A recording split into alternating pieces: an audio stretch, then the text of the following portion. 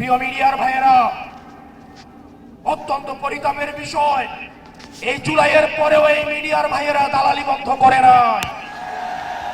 সময় television, ৭১ television, DBC আবার দালালি শুরু করে দিয়েছে। আল্লাহ সাক্ষী, আমি সাক্ষী, আমি দেখেছি এজেন্সি যেই রিপোর্ট লিখে দেয়, ডিবিসি ৭১, সময় টিভি সেই রিপোর্ট তারা পাবলিশ করে। এই ডিবিসি ৭১ এবং সময় টেলিভিশন হাত বদল হয়েছে, কিন্তু চরিত্রের বদল হয় নাই।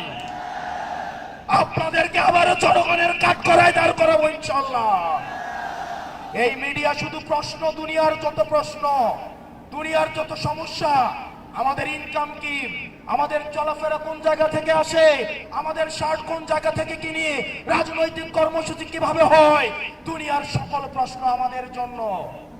অন্যদিকে সকল প্রশংসা এবং সকল মুগ্ধতা একটা রাজনৈতিক দলের জন্য। এর পরবর্তী বিপ্লব হবে এই মিডিয়া এবং প্রশাসনের বিরুদ্ধে বিপ্লব। বক্তব্য দীর্ঘায়িত করছি না।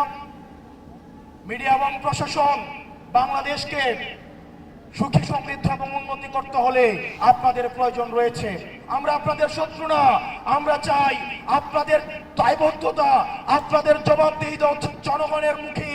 আপনারা কোনো দলমুখী না হয়ে আপনারা জনগণমুখী হন, জনগণ আপনাদের নিরাপত্তা দিবে ইনশাআল্লাহ। ইনকিলাব, ইনকিলাব, ইনকিলাব, ইনকিলাব, আপোষ না সংগ্রাম, দালালি না রাজপথ, দালালি না রাজপথ। সর্বশেষ, যিনি স্বপ্ন দেখছেন একজন প্রধানমন্ত্রী হবেন, উনি যখন একজন তৃতীয় শ্রেণীর আলাপ আলোচনা মঞ্চে উঠে দাঁড়িয়ে করেন, সেগুলো আমাদেরকে তাড়িত করে।